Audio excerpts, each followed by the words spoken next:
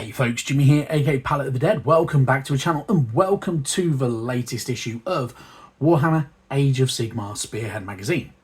Now, as per usual with all these videos, if you like them, obviously go and hit that like button. While you're down there, if you haven't already, why not go and hit that subscribe button? And last, but by no means least, why not drop a comment as well? One, goes a massive way to helping out the channel and appeasing those pesky algorithm gods. And two, I really love hearing back from you guys, whether you're just up and by to say your favourite colour scheme, army, character, favourite little bit of obscure Age of Sigmar lore or 40k lore or even old world lore. It does not matter. It's always really super appreciated, makes the channel more of a community feel, and it's super more interesting, more fun, and always a really good, enjoyable experience. Now then, this week we are on issue number 25 of good old Spearhead magazine, and it is part 1 of 2 of our awesome Chaos Warriors. Now, I will admit I am not the biggest fan of the Chaos factions in pretty much general. I'm not a big fan of the Chaos Warriors or anything like that. However, these guys are pretty cool. You do have an assortment of bits and pieces for them, so you can have a little tinker around with different weapons or different heads and such like that, so you have those options available to you. Obviously next week we will get the other sprue and the bases for these chappies, and then it's a case of building them all up and choosing your colour scheme. Now, I'm not going to lie, colour schemes for Chaos Warriors, you have many choices. You can go down the general rule of thumb, which most people go with for fairly generic Chaos Warrior army, which is black armor. You could go silver armor if you wanted to as well, which also is a very good choice. Or if you wanted to, and you wanted to tailor these guys to a specific Chaos god, you can do. So you could always go with your reds for Khorne, greens for Nurgle, or kind of your pale kind of off-white kind of colours to make it look like pale flesh and everything like that. Or you could go down the realm of blues for Tzeentch, and your pinks type of things for Slaanesh. So, you know, you have options. So they are versatile. You have a little bit of versatility to them, or it's entirely up to you. Whatever you want to do with them. Either way, I'm sure they'll look absolutely great. Personally, I am going to go with a fairly generic Chaos Warrior army. Well, say army, Spearhead. I'm not really going to do anything drastic with them. I am thinking I might go black armor over everything else. Although I do like the silver. So silver might win out in the end. I don't know yet. Well, I've not actually fully decided. For simplicity's sake, I'm going to say I'm going to go black. But, yeah, that could very well change in the near future, because that's the way I like to roll.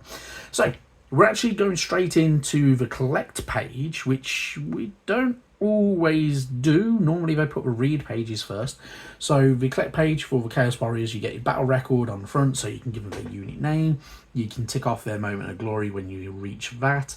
You tick off whether you built them, painted them and played with them, and all that good stuff.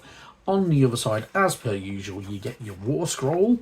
So of course these guys, you know, they're not too bad. They have a 5-inch move, 3+ save, 2 health and 1 control.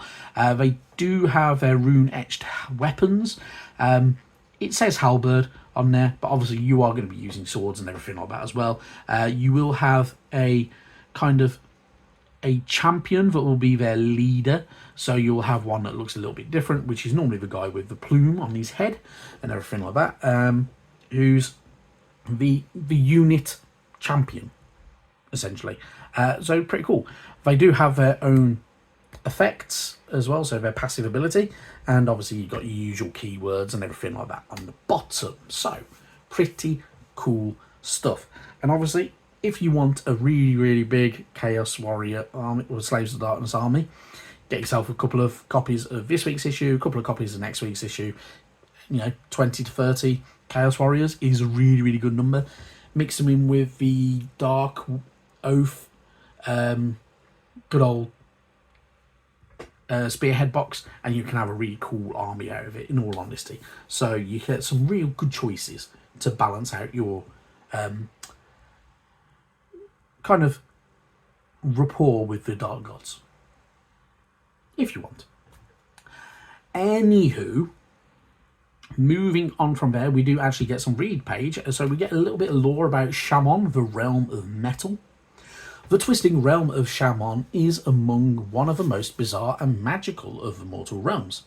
Here, the islands of shifting metal morph and shift in the ether.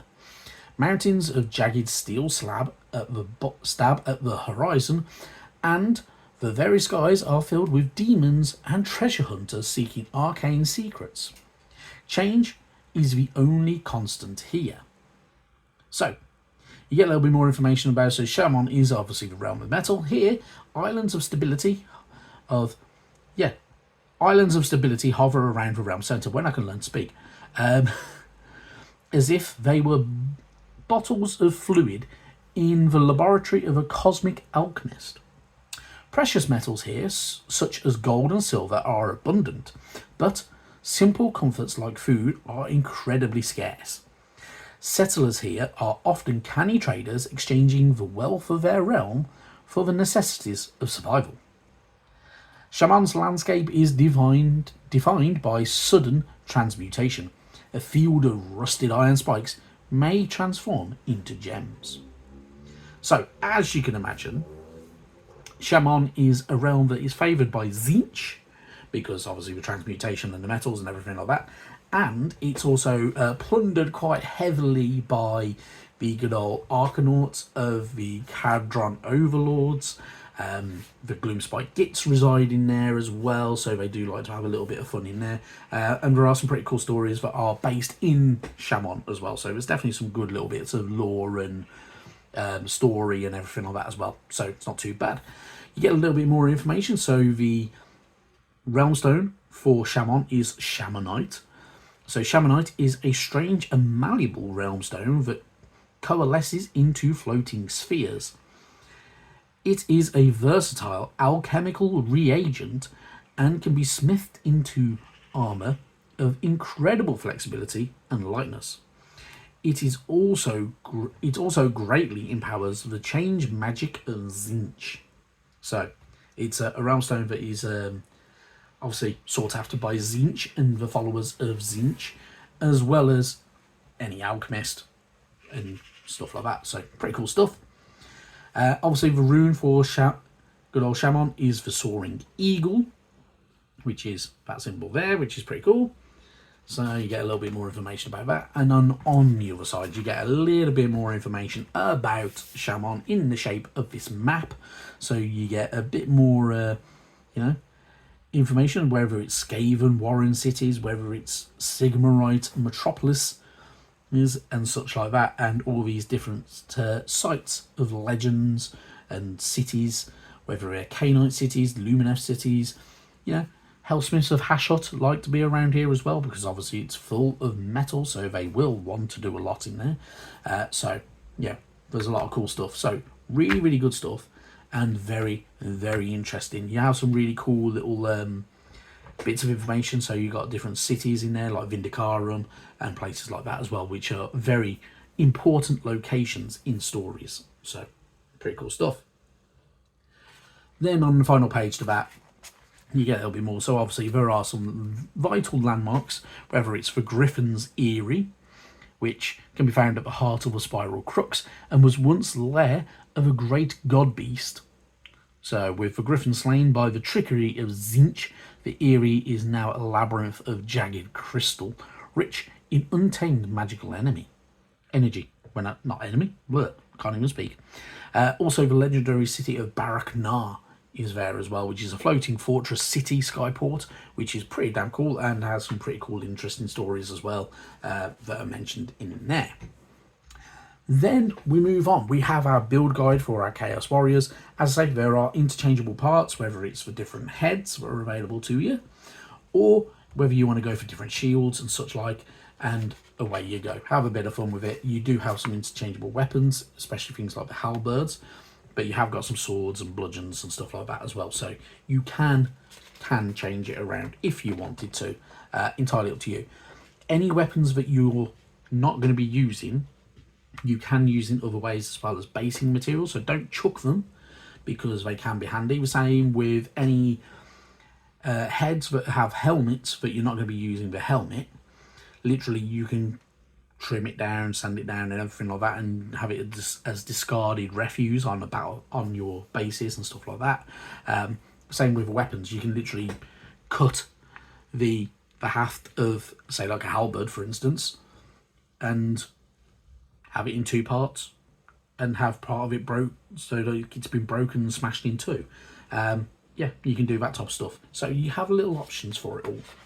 The same with pretty much any additional weapons from any other faction as well. You can muck around with them and change it up.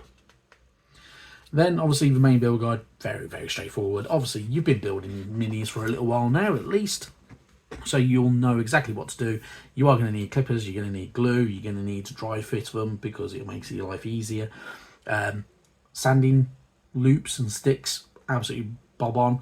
You can't knock them because they will make things life a lot easier for you. So yeah, pretty good. Obviously next week we'll get the others so we can have all of them done in one go, and you'll have something that looks similar to that, and yeah, away we go. So pretty cool stuff. Moving on from there, we get some more rules for good old Age of Sigmar. So obviously there are going to be more rules to do that we're going to have to go across as you go on through the game. So whether it's moving across terrain, piling moves, all that type of stuff, evasive moves such as flying that you can utilise, or just moving into charge with the flight instead, can be really, really good fun. And obviously you're going to need to know a few of these because we have flying infantry, whether it's the prosecutors from the Stormcast Eternals, whether you've got the good old, as and when we get them, when I can remember what they're called, the Rotbringer flies, they should be really, really good. So yeah, we have a lot of really cool bits and pieces that obviously these rules attain to later on. So happy days. You also get obviously your attacking moves, so you're going to need to pick targets, attack sequence, modifiers as well that you're going to need to utilise throughout your games. So obviously there are going to be certain things that will modify how hard you hit and how much damage is taken or how much damage is mitigated by the opponent, which is always quite important sometimes with your rolls. And obviously an attacking sequence as well, so it's always good fun. So not too bad. Obviously having all these little sequences and diagrams and everything like that gives you a very good way of how to balance out how your attacks go and how all the different sections and segments of the game works, and it comes in quite good use. So it's pretty decent, it's pretty good. And obviously as we go more through the magazine, essentially we end up with a full rule book, which is the main thing. Then on the last page, obviously you have a few examples. So really good stuff, pretty cool. Obviously next week is, it's part 2 of 2, isn't it? So it's the other part to our good old Chaos Warriors. We'll get some more cool rules. We'll learn more about painting banners, because obviously we do have a banner carrier with this week's issue and obviously next week's issue, which obviously we haven't got the actual banner carrier just yet, so you'll be on next week's sprue. But you do have banners for, you do have a banner for the Skaven, for instance. Painting your banners can be quite fun, but also quite tricky. Getting the right balance of design over the colour scheme can be really, really cool. So, for instance, that banner has the 8-pointed star kind of on it, and it looks like it's been torn off a flag or something like that. You can do that type of thing. You can have it, make it look like everything's been ripped and torn and broken and battered and everything like that. And make it really, really good stuff. And you can have loads of little tiny symbols all over a banner if you wanted to. If you don't want to and you want to make your own banners, you can do, in all honesty. So there was a whole thing that if you have some really long banner carriers and everything like that, banner poles, attaching banners to there and like the hafts of halberds and spears and stuff like that. You can get these little pennants and everything like that if you wanted to. You don't have to though. And in all honesty, that is going to be it. However, if you want to know what's coming up with different issues of good old Age of Sigmar magazine, Spearhead magazine, why not check out the 2 most recent kind of revealed videos. So I've gone through the 5th and 6th Spearheads, and the 7th and 8th Spearheads. The 9th and 10th Spearheads, we'll go through that this coming weekend. And then lastly, we will go through the last 2 Spearheads, will take us up to all the way up to number 12. Obviously, there are some really, really good issues and some minis. So if you want to plan, if there's a certain faction you want to get, so I don't know, you might want to get the Soulblight Gravelords, for instance, and you want to get yourself some extra Blood Knights, by all means, check out that video, find out which issues the Blood Knights are coming in, and get yourself pre-ordered on, say, Forbidden Planet. For that or something like that, you can use my affiliate link down below as well if you really, really wanted to. You don't have to though, because I'm not even 100% sure if anybody has news on that.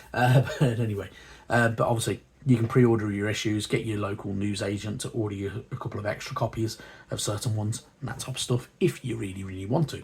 So yeah, it's a good way of planning. Anywho, that is it from me. Thank you very, very much for watching, and I will see you very soon. Bye bye now.